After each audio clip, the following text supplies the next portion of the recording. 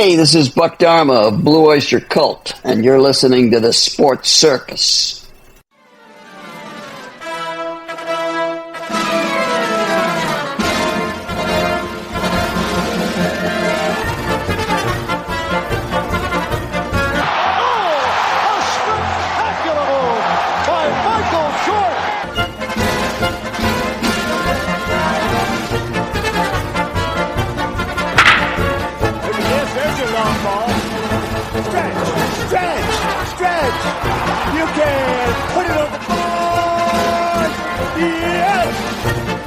Welcome to the Sports Circus. I'm your ringmaster Sal, live from Las Vegas in the AMP TV studio, AAMP Television.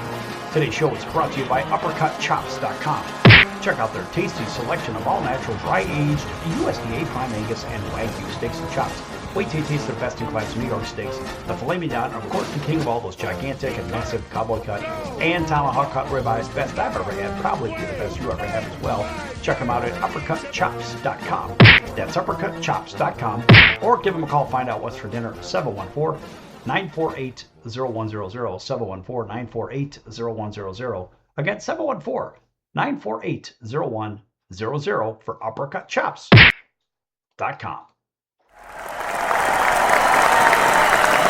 All right, a big welcome to everybody listening in on our CBS NBC Fox Sports affiliates and independents from coast to coast. Everybody watching on Cox, Comcast, Spectrum, Frontier, Oceanic, Time, Spectrum, Walt Charter, CBS NBC Digital, and independent affiliates in select markets. Thanks for joining us there. Also, Hotel TV where applicable, as well as Chicago Food Favorites, our friends over at Chicago Food Favorites.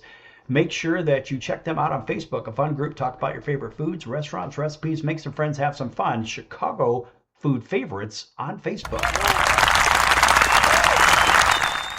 Ever wonder about what does it take to hit a home run?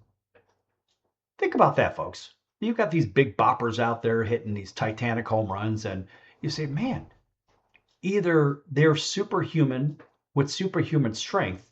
What about the little guys? Maybe they have superhuman strength as well. What do you think? What does it really take? There's some physics and biometrics to this whole thing. In case you're keeping score, of course, there's math and physics to just about everything when it comes to sports. But in case you didn't know, think about the idea of muscle mass.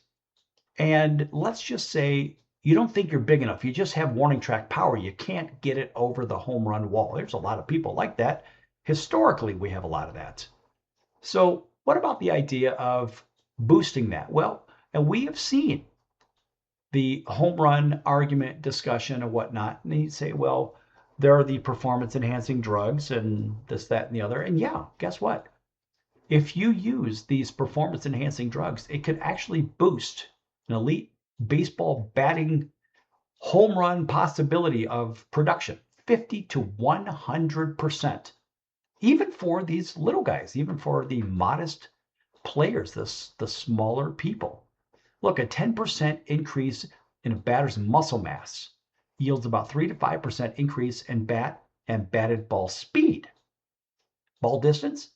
Well, let's face it, a 4% increase in ball speed stretches the carry of the ball far enough to run and turn a routine out into a home run.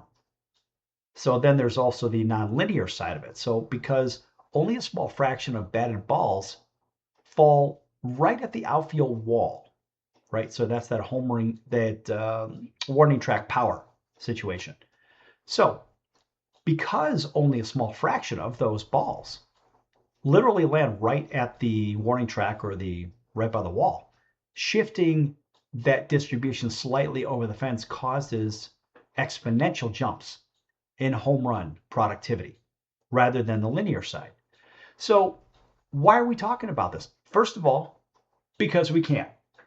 And secondly, we think of all those massive home runs that were hit, and you ask, well, would those players hit these 450-foot shots, 500-foot shots, whatever the hell it is? Some players have that giant brute strength, and you take guys like Mickey Mantle was reported to hit a ball about 610 feet one time way back in the day. And Mickey didn't use any steroids. Man, he just got out there and did what he did. The great Jim Thome, Hall of Famer, 612 home runs. He hit 500-foot shot at the stadium in Chicago as a member of the White Sox. And he's just, you think of these guys, they're like, wow, they are just big and strong. Look at George Herman Ruth, but you can call him Babe Ruth, hitting the ball so frequently, far, far, far beyond the home run wall, just big, strong humans. And you see, well, what about those guys that were hitting home runs that were just basically clearing the wall during that steroid era? And we'll call that from the late 80s, essentially through the early 2000s, almost a period of, I don't know, 15 years thereabouts. And let's say it dropped off 2002, 2003, whatever the heck it was, something like that. Well, what about all that time? And those steroids and the performance enhancing drugs, what about all that period where, listen, you could take even a big bopper of those big home run hitters. Let's take a guy like Mark McGwire. I mean, he was a gigantic human, even when it came to hitting home runs at the University of Southern California in college, all the way through Major League Baseball. But you take that increased muscle mass, remember, just a little bit of the steroid, we could actually see an enormous increase in distance, which the balls are hit by, the exit velocity that people talk about today. Remember that 10% increase in a batter's muscle mass yields about 3 to 5% increase in batted ball speed. So think about all that and the distance fly. I mean, again, you have that nonlinear scaling. You've got all kinds of things to consider here. It's the reason we're talking about it. So in today's time, of course, now players are penalized for using steroids or performance enhancing drugs. So I think from a safety standpoint, the league said, you know what, we're going to go ahead and we're going to get as much of that out of the game as we can, but we're going to go ahead and juice the ball up a little bit. So now the average Joe or Josephine, you never know who's playing, can actually hit the ball home run distance. And we're seeing little guys, 5'0" nothing, 100 nothing, hitting the balls out of the park with regularity. How does that happen? Well, again, you could say maybe the ball is juiced, and so maybe that extra muscle mass of 10% that I mentioned from taking these performance enhancing drugs, maybe that's been replaced by an increase in what the ball would do without the players using the performance enhancing drugs. And now you've got that same increase, but because the ball is flying further, per Justin Verlander, he said that on the All-Star break, as a matter of fact, 2026.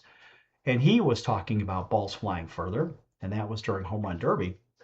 But he was talking about the regular ball. And he started talking about this, I want to say it was back in 2017, when the ball was changed. And so you ask, well, was the ball changed? That's another discussion. It's remarkably obvious that something happened in that time. Anyway, the reason I'm bringing this up is because we say, well, what about this Hall of Fame discussion? A lot of people say, well, the steroid era changed popularity, it boosted popularity, gave baseball a shot in the arm after the strike season in 1994. A lot of people say that. Not everybody, but a lot of people say that. And so you ask, okay, did it have an effect? Maybe it did. Was nobody looking? Well, they were looking the other direction. Let's put it that way. Just because of what? The almighty dollar. And so you say, well, what is going to bring people back into the crowd or back into the stadiums? Well, there's an old saying that chicks dig the long ball. Well, if that's the case, well, that surely seemed to happen in 1995, 1996, and home run productivity increased sharply. As I look at the distribution of home runs from 1993 or 1992, we had 3,038 home runs hit. 93 had 4,030 hit. 94 in the strike shortened season had 3,306 hit. But then in 1995, they got back to playing 4,081 homers hit. 1996, 4,962. So we're talking almost 900 more home runs hit league-wide, and then it starts getting crazy. 99, 5,500, 2000, 5,600, and on we go. And then we had, we're hitting too many home runs. And then the home run hitters from the steroid era seem to go away. And then enter the likes of a guy like Aaron Judge. Aaron, nice, clean young man, hits monster shots. He's just a big 6'7" monstrosity of a human. And now Aaron comes into the league in 2017. And what do we see? The home runs jump to 6,100. That's right, 6,100. Now Justin Verlander starts saying, hey, wait a minute, this is getting out of control, because that's 500 more, 495 more than the year before, right? Okay, let's dial it down, and then let's bring it back up. Now it's at 6,700 in 2019. Verlander complains again. I don't blame him. So the reality is this. Did the performance-enhancing drugs get substituted by a live baseball? And now we think of, all right, we know the players are hitting longer home runs more regularly. So you ask, what did the ball do? Or what happened to the ball during that time? And what about these players that hit the home runs during the steroid era? And what about post with the live ball? I think of guys like Albert Pujols. I'm not saying Albert did anything he should not have done, but Albert's hitting maybe a different baseball, 700 home runs, whatever the hell, 703, I think. The point is, what happens with the Hall of Fame, and has it been tainted? Back here in a few. Don't go anywhere.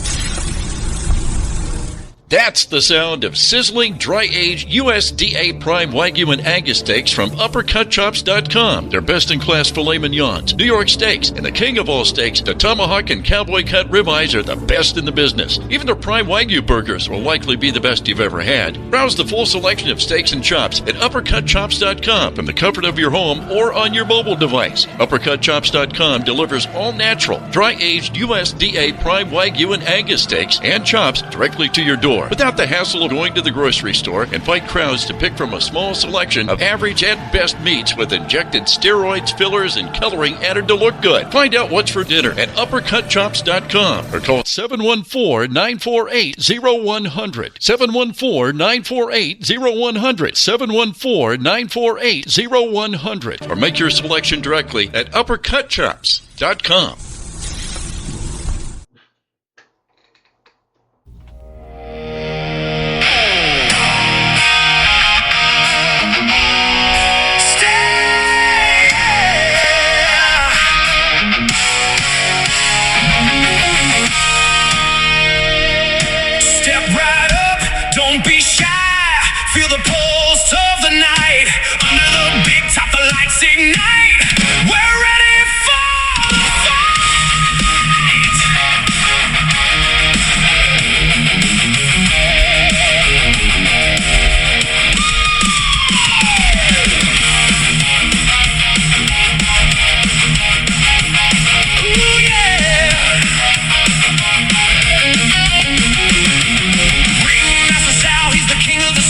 Swirling like a top with a grin and a roar, he commands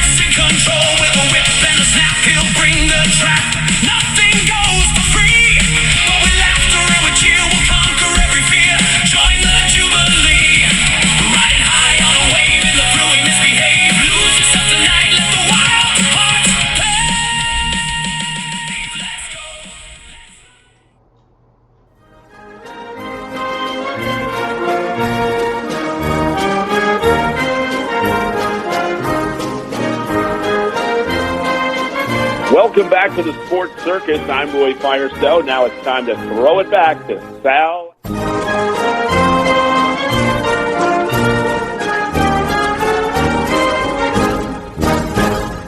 Welcome back to the Sports Circus. I'm your ringmaster Sal, live from Las Vegas from the AMP-TV studio, AAMP Television. This segment brought to you in part by your friends over at the College of Southern Nevada Athletics. Check them out at csncoyotes.com for upcoming games and events. That's the College of Southern Nevada Athletics, csncoyotes.com. Check them out, folks. All right, welcome back to everybody listening on CBS NBC Fox Sports affiliates and independents, including our friends waking up with us over in Atlanta, WBJY 99.1 FM, 8 a.m. Monday through Friday. Thanks for joining us over there, right down the road. Columbus, Georgia, Auburn, Alabama, War Eagle, all the way over to Montgomery, Alabama. Listening in on WAUD, 7 p.m. Monday through Friday, home of the Atlanta Braves. Up and down the Midwest, out to our friends right here in Las Vegas, all the way out to sunny Southern California, driving along Interstate 15, listening in on 94.9 FM and 96.9 FM. KNAC, Pure Rock, the legendary rock station, as well as our friends over in Hawaii listening in on CBS 1500 KHKA, that's home of the New York Yankees, the San Francisco 49ers, and the Alabama Crimson Tide. Thanks for driving home with us along the H1, H2, or wherever you are in the Hawaiian Islands. And guess what, folks? You can hear us all over the country. We actually distribute to, I believe it's 219 radio stations across America. Different markets. Pick your favorite market.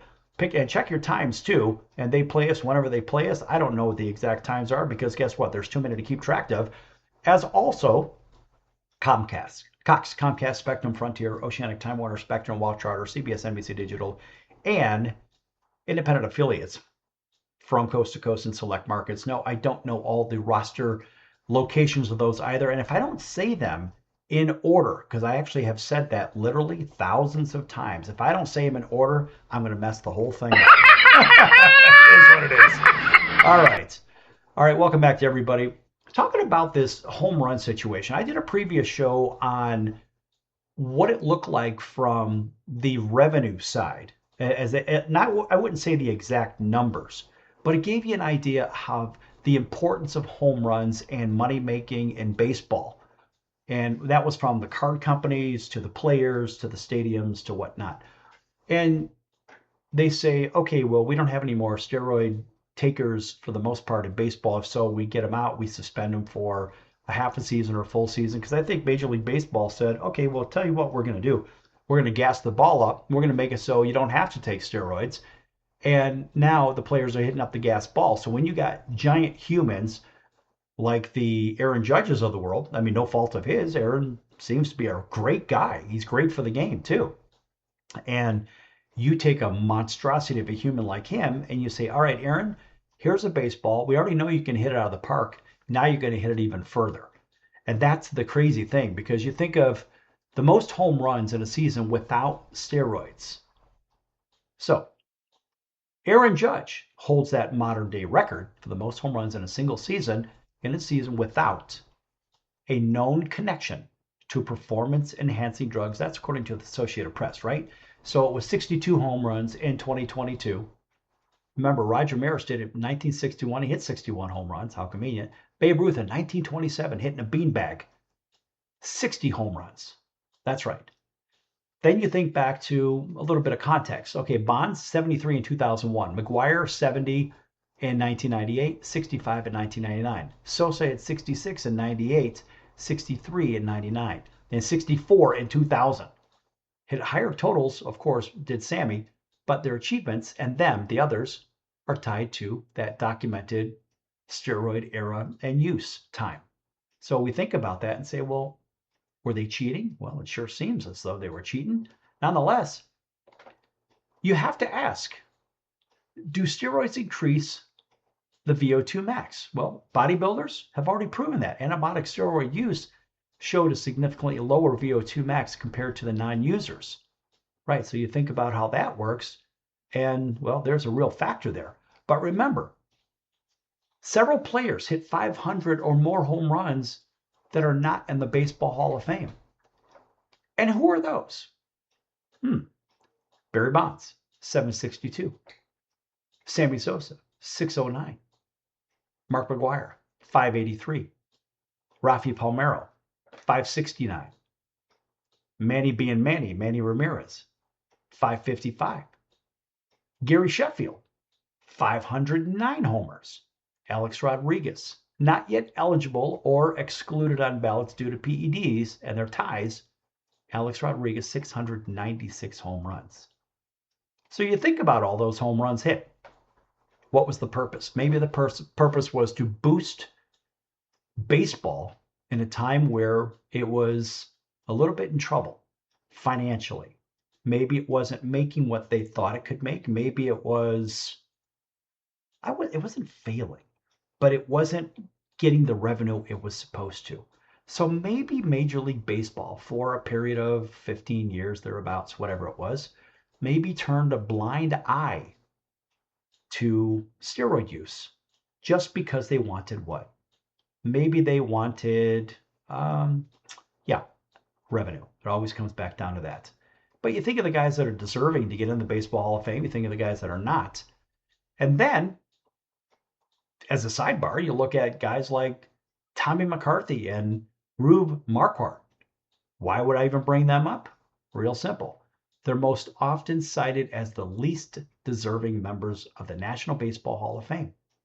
So Tommy McCarthy, in case you don't know, well, he was an outfielder and inducted in 1946 with a career WAR of 14.1, the lowest of any position player in Cooperstown.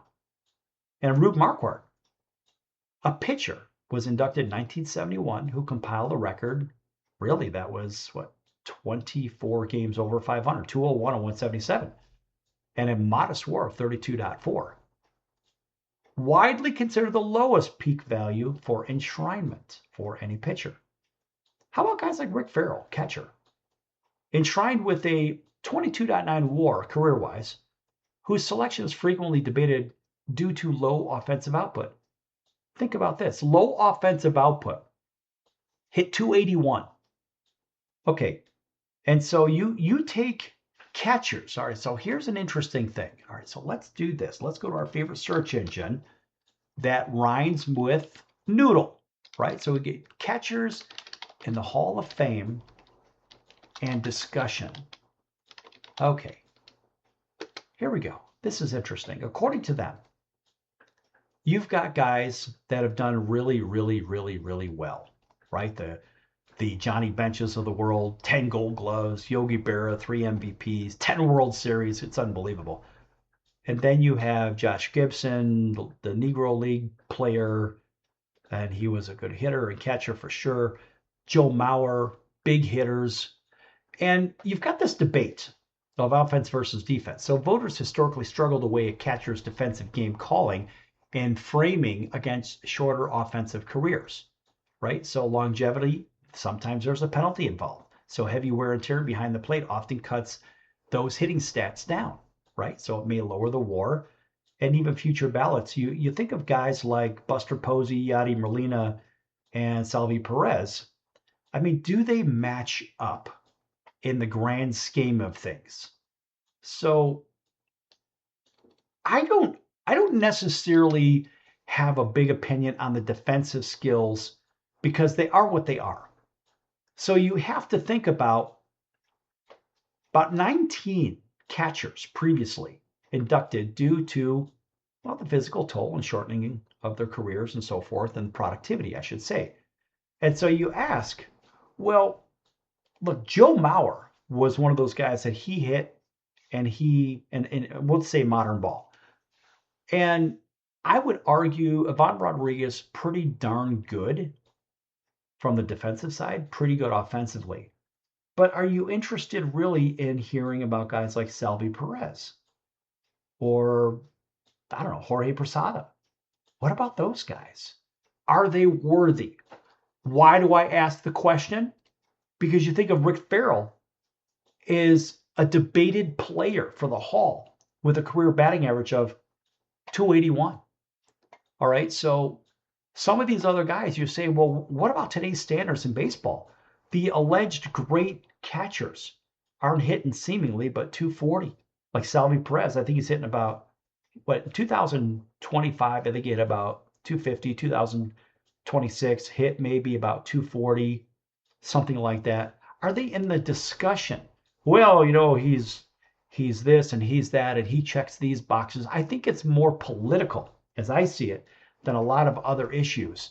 And as I look at why certain players will get in, I think they get in because certain boxes are checked, not because they're great catchers. They're good catchers. And I'm just using the catcher argument right now. But what about the actual hitting bar? There needs to be a bar that somebody has to be able to get over this particular hurdle to qualify for the Hall. I think offensively, and I would argue defensively, there needs to be some gold standard, whatever that is. I think from the baseball side, you've got to hit, if you're not a catcher, I think you've got to hit at least 300 for your career. And some players haven't done that. You say, well, geez, what about guys like Harold Baines? Well, Harold Baines did some things in baseball that were seemingly unthinkable in the grand scheme of things. But I think there needs to be a bar for hitting. There needs to be a bar for defense. There needs to be a bar for catching. And there is an unwritten one, but I'd like to see some kind of bar because, look, this discussion is going to carry into the next segment. And it's really needed in the grand scheme of things. It seems like anybody can get in the Hall these days. Back here in a few. Don't go anywhere.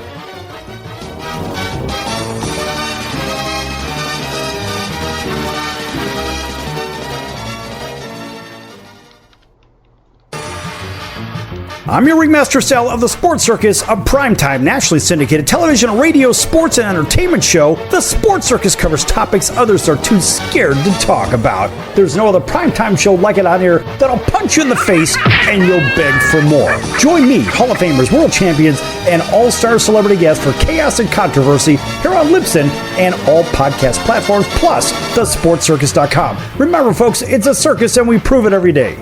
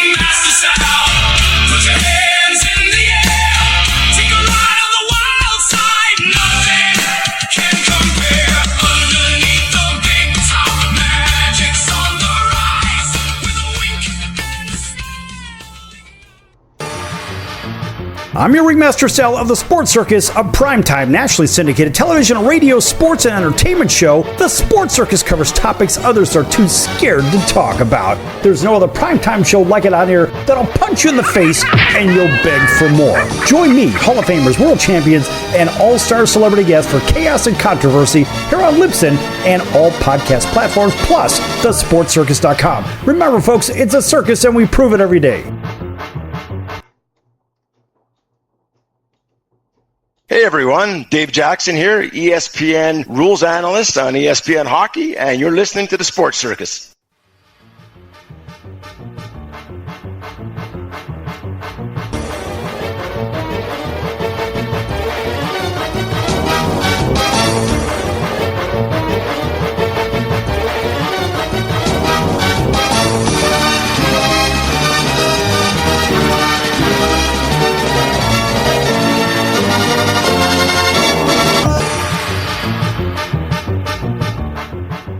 to the Sports Circus. I'm your ringmaster, Sal, live from Las Vegas in the MTV studio, 880 television.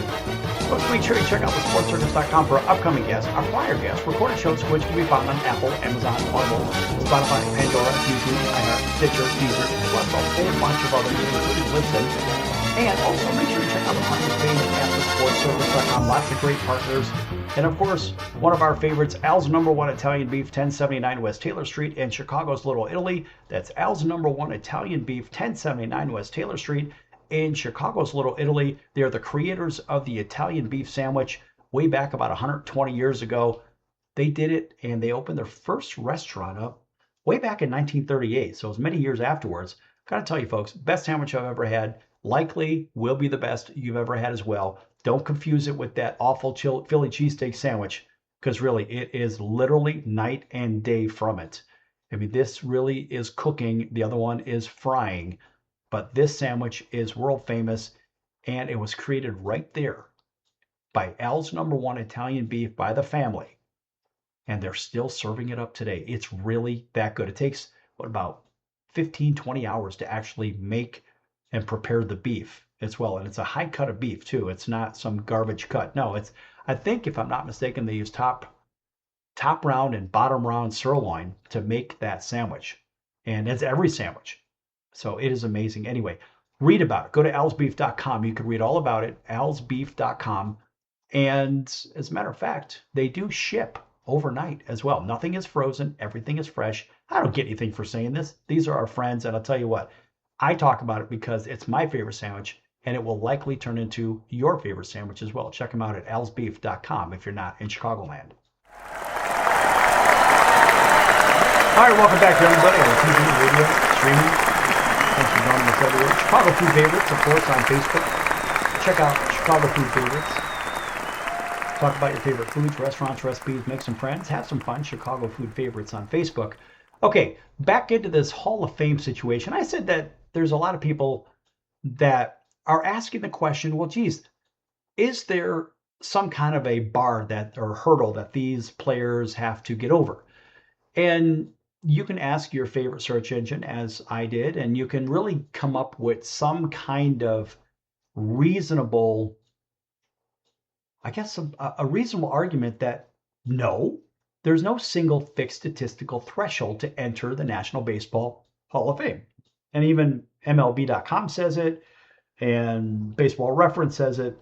But voters evaluate candidates, of course, using what? Traditional milestones, advanced metrics like WAR, and 75% approvals, of course, have to get in by the writers. I don't even know why the writers are actually a part of this. Why do we have the Baseball Writers Association of America when it really should be the players, the coaches, the executives? That would seem to make the most sense. And how about giving the fans a real voice in this? Writers are writers. Oh, they say, well, they cover the teams, they know the players. Yeah, but guess what? It's the fans. Without the fans, there is no game of baseball in the first place. That's right. It's the same thing even in the NFL, the NBA, whatever. Without the fans, you've got no game. So you really need to give the fans a part. But the traditional counting milestones, it's the usual 3,000 hits, 500 home runs. That's historically really the benchmarks they've got to get over. And other really good indicators are 1,500 runs scored, 1,500 RBIs. And for a pitcher, of course, what is it? 3,000 win, or 3,000 win. See if I can say this one right. 300 wins, 3,000 strikeouts traditionally is the gold standard. But some of those are being bent a little bit. I mean, also you got to consider how many Cy Young awards, if any. And what about relief milestones, which I'm not a big fan of the whole relief game anyway. It's 300 saves. Look, the save idea, I'll tell you as a former pitcher, I look at the saves and I say, yeah, I get it. You've got to have somebody up there to come in late in the game, potentially, if the starter is getting a little wobbly. And you got to have somebody come in. I think of the great Bruce Sutter, Raleigh Fingers. I think of Goose Gossage, those guys. Those are the savers that come to mind. Those are the ones that really worked. I wasn't a fan of Lee Smith, even though Lee is in the Hall of Fame, because when Lee threw the ball, I remember him coming up and watching him when I was a little kid play for the Cubs. Watching Lee Smith was he threw a four-seam fastball as hard as he could. That's basically all he had. He didn't bring anything unique or different to the table. He didn't have a wipeout pitch like the Mariano Rivera's of the world, like the Bruce Sutter who brought the splitty into the game. Raleigh Fingers, who had devastating stuff.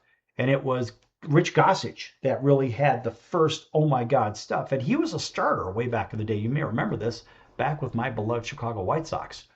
But you think of the guys that bring something to the table. Lee Smith he was a relatively, in my opinion, I'm sure he's a wonderful guy, it's a very boring pitcher to watch. And remember, anybody could dial it up on a fastball. So you got guys throwing 103, 104, 105 miles an hour. Well, guess what? The hitters can simply dial it up and just basically get into their swing a little bit earlier. And you have guys that they're going to throw a fastball likely. Take a guy like Freddie Peralta. Freddie throws a few different versions of a fastball. Jacob Misiorowski does the same thing, but he also has a wonderful off-speed pitch too. Even his off-speed pitches are faster than a lot of guys' fastballs. But the reality is when you look at pitching today, they're throwing harder, but the metrics are wrong off of it too. The way the ball or the way the pitcher is being measured off the hill and everything else. It's a little bit different. You take a guy like Nolan Ryan, who threw technically in today's time about 108 miles an hour. So you ask, well, how do we measure pitchers? Well, again, wins, strikeouts, Cy Youngs, saves, all this fun stuff. Wins above replacement is kind of a big deal. But I look at guys that don't belong in the Hall of Fame, in my opinion, because of steroid use. And then you say, well, wait a minute. What about pitchers? Well, first of all, Curt Schilling belongs in the Hall. He didn't do anything wrong in the first place. Curt absolutely belongs in a Hall of Fame, and I would give Curt Schilling my vote 12 days a week to get into the Hall. But now what about pitchers? People say, well, there are some benefits from steroids being a pitcher. So according to your favorite search engine that rhymes with noodle, and the Washington Post and the New York Times, they state pitchers benefit from steroid use primarily by accelerating muscle recovery, maintaining strength through a long season, and assisting in rehabilitation from injuries rather than drastically improving mechanics or spin rate. All right, look, I'll tell you as a former pitcher, I look at a guy like Roger Clemens. And there's no way that Roger Clemens should not be in the Hall of Fame. Because if he took some kind of performance enhancing whatever, it was to keep himself just like those sources cited said, to keep him on the hill a little bit longer and muscle recovery, rehabilitation. And it doesn't make somebody throw a better curveball, a better fastball, or anything like that. It doesn't improve your mechanics like hitting. So the argument, even according to the National Institute of Health, oh boy, there's a questionable institution, and the New York Times, a questionable source. They say, well, there's a faster bounce back period. So anabolic substances help muscle tissue repair at an accelerated rate between starts or higher intensity relief appearances. So there's nothing wrong with that. I don't see anything wrong with that. It's not helping them throw the ball any harder. That's a bunch of nonsense. So what about season-long stamina? Well, the Washington Post and the New York Times get in on this one too. They say, well, steroids combat late season fatigue, allowing pitchers to maintain performance and velocity deep into grueling 162 game schedules. Apparently, those writers haven't thrown a baseball because it doesn't allow pitchers to maintain that velocity into the season. It doesn't help you throw the ball any harder. So they're sadly mistaken, in my opinion. And they say, well, how about ResearchGate says, what about injury rehabilitation? Well, players utilize performance-enhancing drugs to shorten downtime and rebuild muscle strength. And what's the problem with that? Somebody please let me know what the problem is with that. Hitting, I could see it with muscle mass, as I talked about earlier in the show. A little bit of increase in muscle mass can give you significant distance, exit velocity, and everything else when it comes to hitting. But when it comes to pitching, it doesn't help you spin the ball better. It doesn't help you throw the ball any harder. People say, well, it gives you increased lower body strength and it could possibly give you a better push-off off the mound. At the end of the day, either you have the arm strength or you don't. It's real simple, folks. Real simple. Guys like Roger Clemens, if they used any kind of performance enhancement. It was to, in my opinion, to get yourself healed faster, to get off the shelf and get out there and play. Clemens, no question, unequivocally belongs in the National Baseball Hall of Fame. And then you take a guy like Curt Schilling, who didn't do anything, and he's just kept out because of politics. So you ask yourself, what is the National Baseball Hall of Fame in the last 30 years? What is it all about? Maybe the last 20 years. That's right. What is it about? Is it about money, a cat show, popularity? Because you take those old catchers from way back in the day, and you say, well, how did this guy hit 280? How's he in the Hall of Fame? Look, there are metrics, folks. You got to learn this stuff. The whole thing is a big steaming pile of you-know-what. It seems like now everybody gets in the Hall of Fame, except the steroid users. Back here in a few minutes on The Circus. Lots more to come.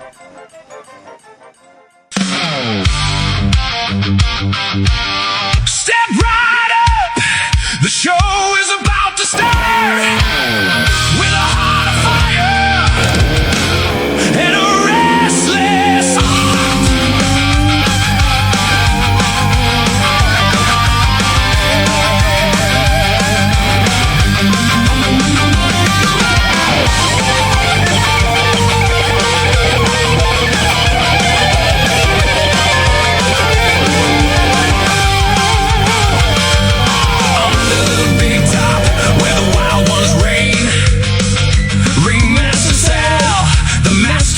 Insane.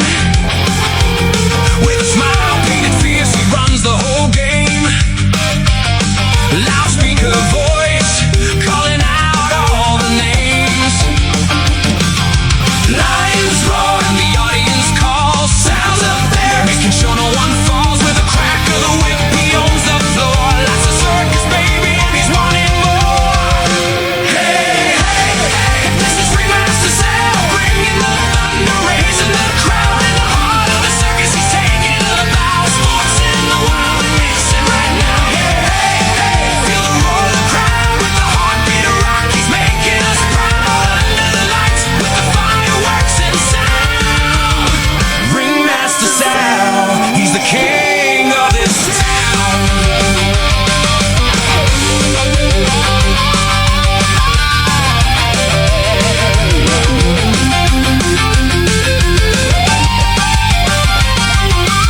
Acrobat spinning, they're flying so high. Trapeze in the air, he's spinning up to the sky.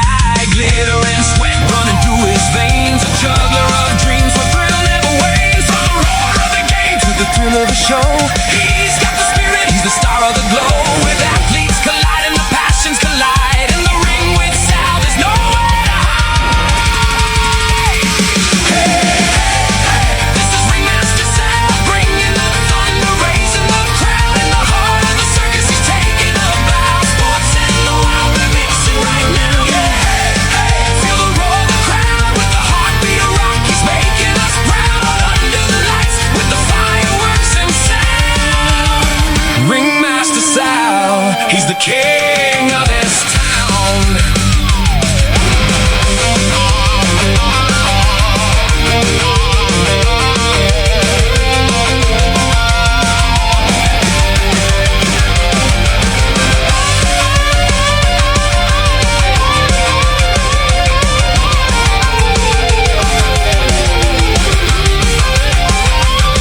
So step right up for the ride of your life. It's Ringmaster Sal, cutting through like a knife. Together we rise and together we fall. In the wild, wild circus where we give it our all.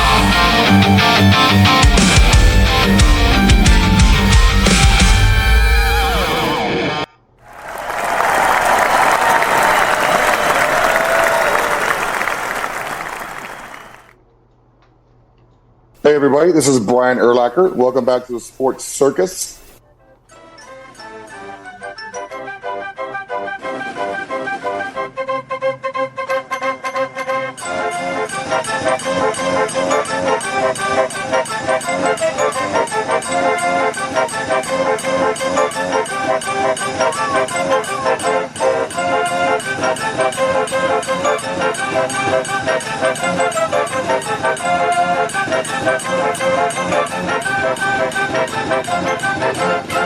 Welcome back to the Sports Circus. I'm your ringmaster Sal, live from Las Vegas in the AMTV studio, AAMP Television. Folks, make sure to check out the store at thesportscircus.com. Lots of great items with the clever Sports Circus logo on them. Hats, hoodies, t-shirts, ball caps, beanie hats, sweatpants, sweat coats, coffee mugs, travel mugs, mouse pads, pillows, blankets, all kinds of great items again with that clever Sports Circus logo on them. And mention Ringmaster Sal for an extra 20% off your first order from the store at thesportscircus.com. Yes! Excellent. All right. Welcome back to everybody on our CBS NBC Fox Sports affiliate and independent from coast to coast. Consider markets, of course. Everybody on TV, all your favorite cable providers, as well as some of those digital providers, CBS Digital, NBC Digital, can't forget them, and other select markets where applicable. Chicago Food Favorites on Facebook too. Thanks for joining us over there.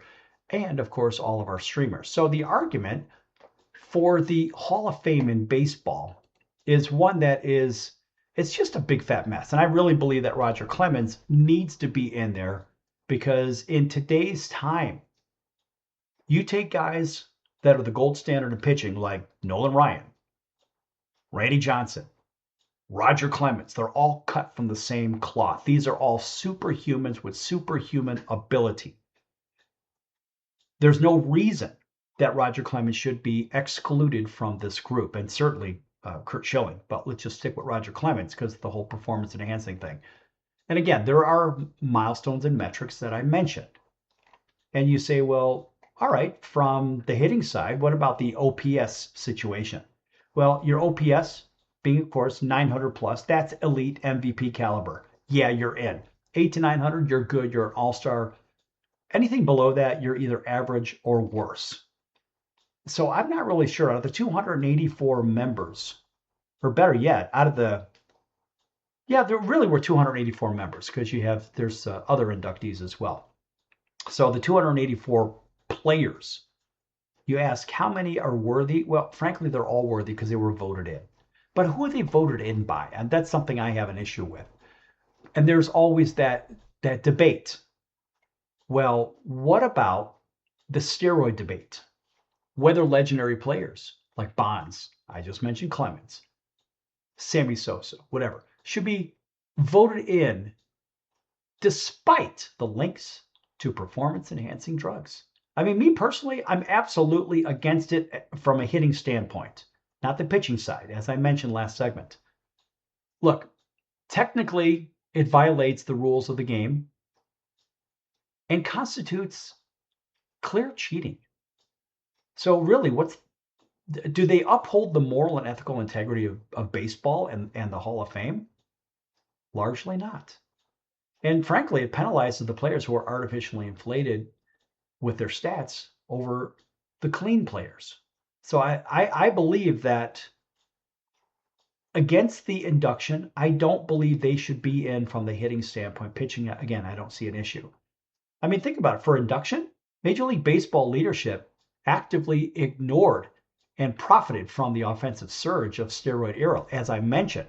So all the money that was made, baseball said, nah, you know what, let's just keep going to the cash cow because we got a lot to gain here. And many historical Hall of Famers used other rule-bending methods, but they didn't use steroids. They may have used some kind of stimulants, right? Some greenies, whatever. Even Hank Aaron did. But they did not use anything to make them bigger or stronger. Maybe something to keep them more alert, more awake. That's about it. And some voters have applied inconsistent standards too, right? Selected players with suspected or leaked ties have already been inducted. And now, in case you don't know, you could find that all over the place. As a matter of fact, just because we can, let's check out humbabybaseball.com. You know why? Because they have a little itty bitty section here of some players that, could have gotten in or maybe not. Of course, the first one they talk about is Jose Canseco. Seems to be the godfather of the steroid era. Boy, he was fun to watch though. And just a real a real treat to listen to, and he's openly discussing it. And he's honest about it. You got guys like Manny Ramirez. Look, he was snubbed because he obviously, he failed several steroid tests. So we get past him. Jason Giambi, unfortunately, one of the few PED Connection players who have played throughout the entire steroid era. And, of course, had a small problem with his 440 home runs. What about Andy Pettitte? Again, I don't think pitchers have an issue. But this particular group says Andy Pettitte, the connection to performance-enhancing drugs has helped him keep him out of the Hall.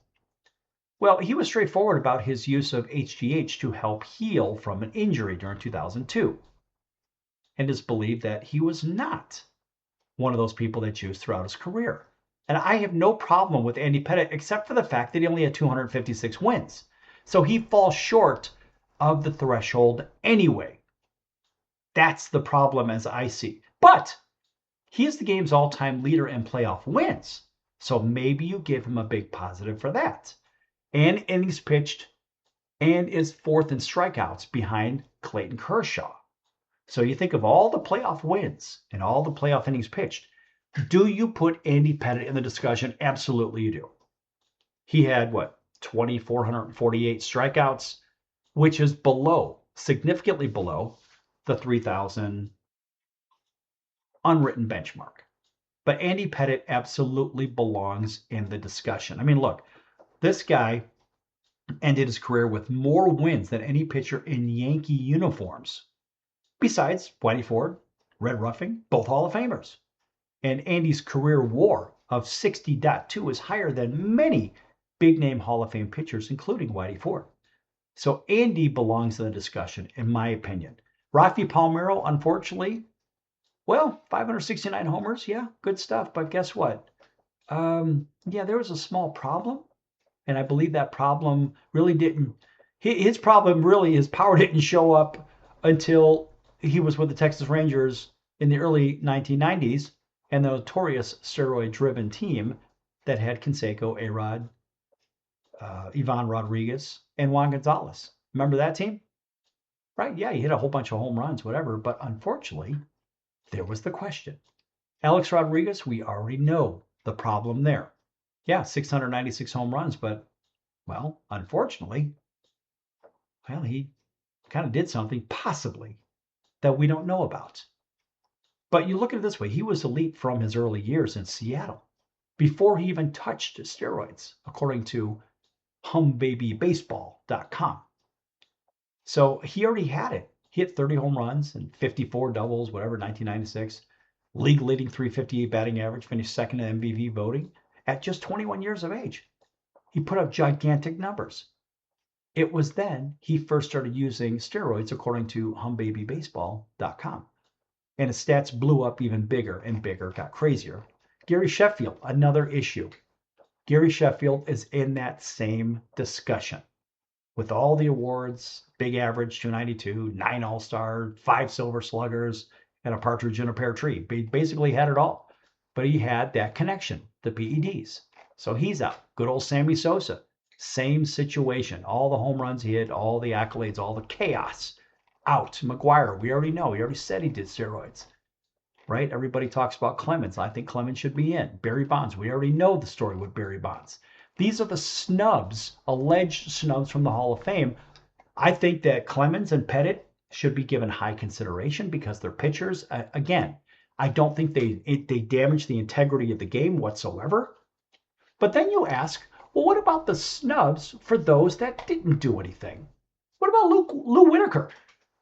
Right? A really, really good second baseman. He's got that, 75 plus career WAR. That's right, 75 plus. He did hit a fair amount of home runs, has a few Gold Gloves, 19 seasons with Detroit. Obviously won a World Series in 1984. Very good. How about the great Bobby Grich, right behind him? Second baseman. And this guy had a better WAR. Well, no, actually he didn't. It was 71.1 versus 75, whatever.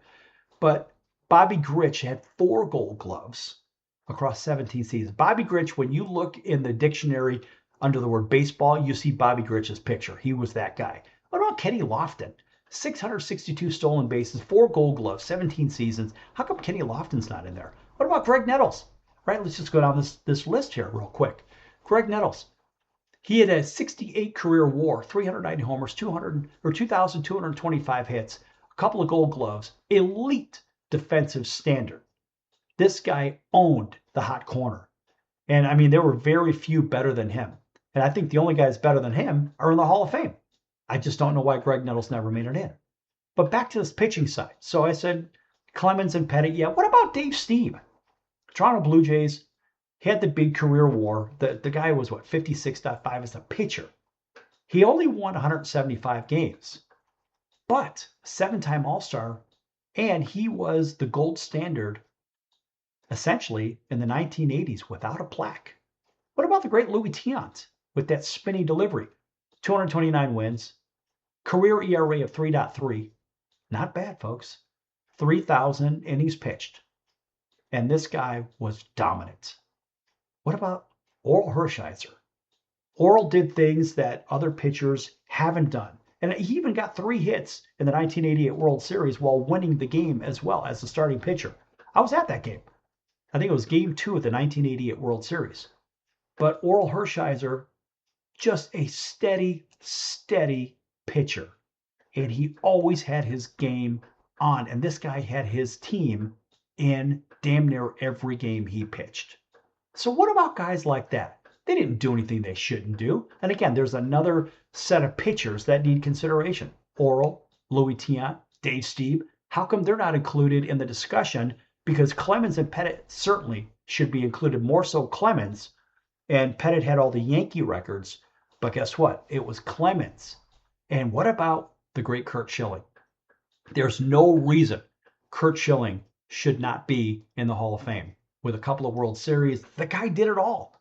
Bloody sock, the whole thing. And you know what kept him out? It was politics.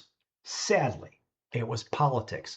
So what is baseball at this point when it comes to voting? They have the writers voting for the Hall of Fame rather than the players, the coaches, the executives, and the fans. They let the writers determine this, which is complete and utter lunacy. The writers should have zero say whatsoever. I don't give a damn if they cover the teams. That is 100% wrong. Those guys should be in the Hall without question. All right, folks, that's it. We'll see you in 23 hours right here on your favorite station. And remember, if you have a vote for the Hall of Fame, consider a guy like Clemens. Consider a guy like Schilling. And even consider Andy Pettit, Dave Stieb, Louis Tiant, or Hershiser. They all belong. Back in 23. So long, everyone.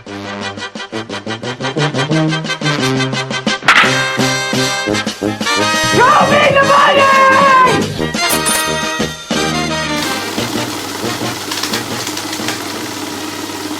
Why pay retail for your next car? Just visit beepinautos.com to find your new-to-you car or truck. They find cars for people, even when cars are hard to find. So just go to beepinautos.com and click on Find Me a Car, and they find your perfect car on the wholesale market. Beepinautos.com. They're a car concierge. Beepinautos.com. BEEPIN autos.com. Beepinautos.com. Now you have a friend in the car business when you need it most. Trusted since 2013. Just click Find Me a Car at beepinautos.com.